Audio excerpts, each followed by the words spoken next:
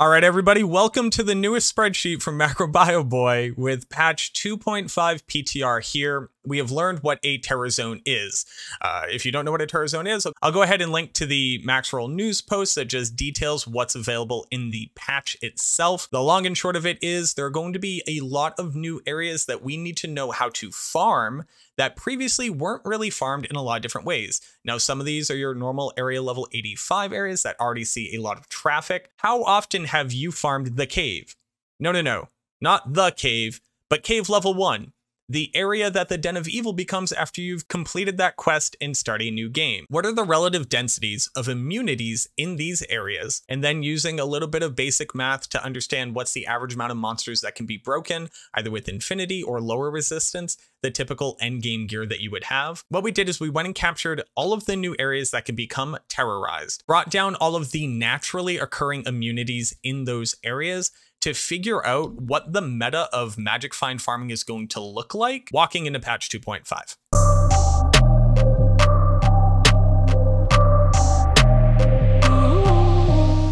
I'll also go ahead and include a link to this datasheet just in case you want to see it. It's a lot of ones and zeros where I basically just went, okay, here is the cave. There are naturally occurring monsters that are immune to fire and cold. There is a single super unique in there and they are immune to lightning and cold. So I went and captured all of the base monsters as well as any super uniques that are in there as well. Now, after writing down all these numbers and going through them and picking them up from everywhere, here's what we get.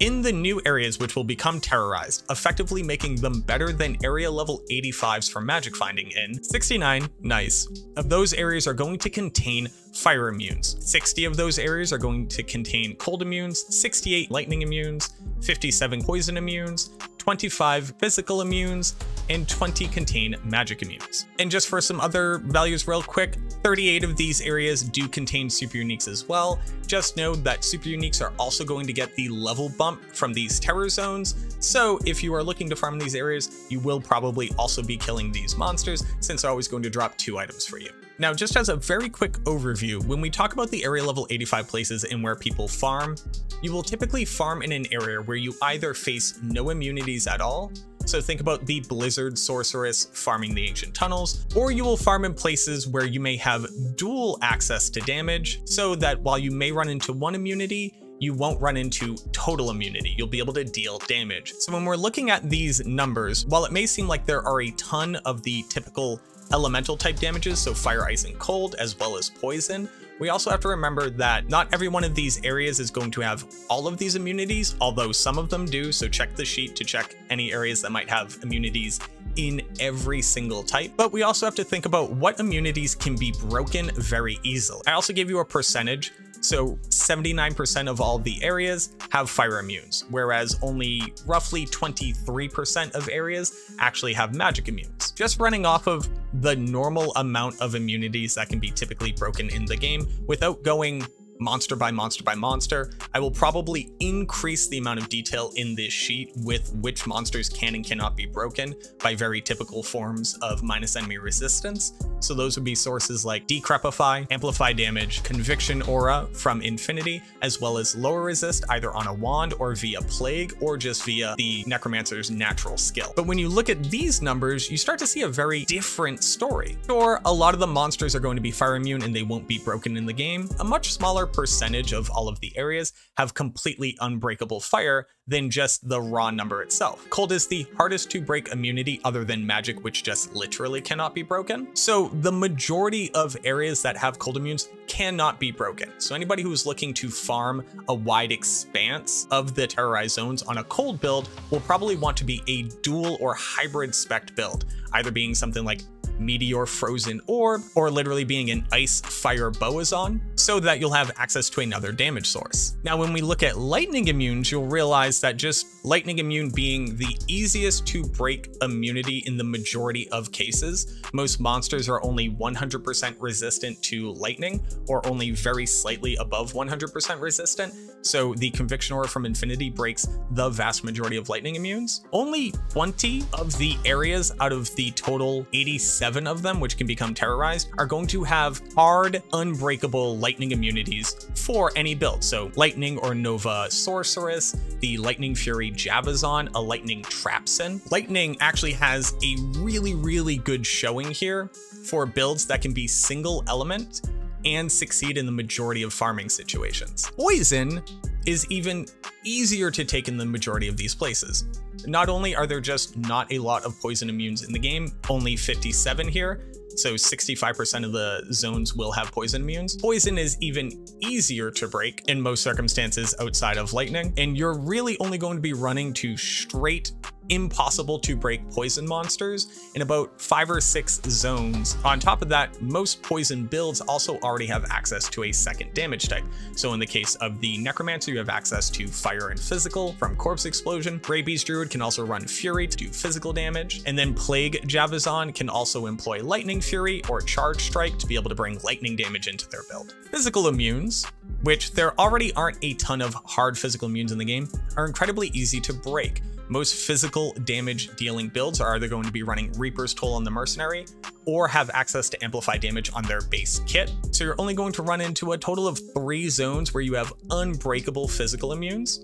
And those are in the cases of stuff like Moon Lords, as well as Succubi, especially in Act 5. And then we look at magic immunes, which is kind of interesting. So magic immunes, there are the least amount of magic immunes in the game, but there's also no way of reducing magical resistances. You are not going to gain any additional leeway here. You cannot break these immunities, but they are the least represented immunity in the game. Looking at this list, I know a lot of people walking into the Terror Zone concept are saying, you know, buff to Hammerden, buff to Hammerden, buff to Hammerden. I get it. It's really not a buff. What you're actually seeing is roughly the same diversity of both immunities as well as breakable immunities as you see in the rest of the game. The difference here being that more areas are going to be valuable to farm. So while I was going through this list, I was thinking about what areas are actually really valuable to farm if every monster is going to be minimum treasure class 87 and being able to give you massive amounts of experience. Stuff like Cold Plains actually becomes really fantastic. They have fallen camps. Fallen camps are worth a ton of experience. They can also spawn with champion and elite fallen. Champion fallen are going to give 5 times experience, whereas normal champions only give 3 times normal experience. So being able to farm something like Cold Plains on a build is actually very powerful now. The same goes for anywhere where you actually get a large influx of small groups of easily killed minions. That's why people farm the pit so often, because all the monsters in there are generally weak, but it's an area level 85. So the Darkwood also has massive fallen camps. The Black Marsh also has massive fallen camps. Places like Tristram, the value of Tristram absolutely skyrockets through the roof because you have multiple elite packs that will always spawn there, as well as a huge champion pack right in the middle. That one can spawn as fallen champion packs.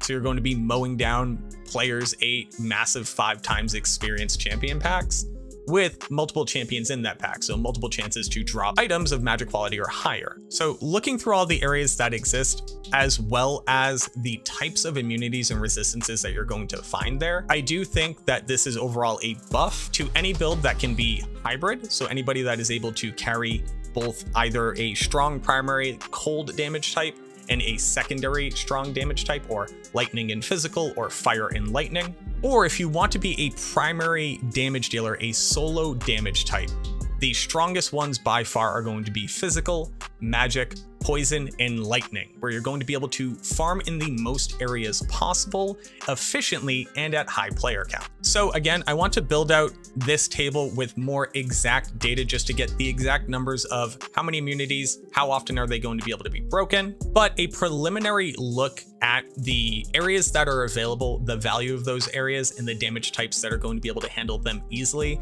This isn't just a strict buff to something like a Hammerden.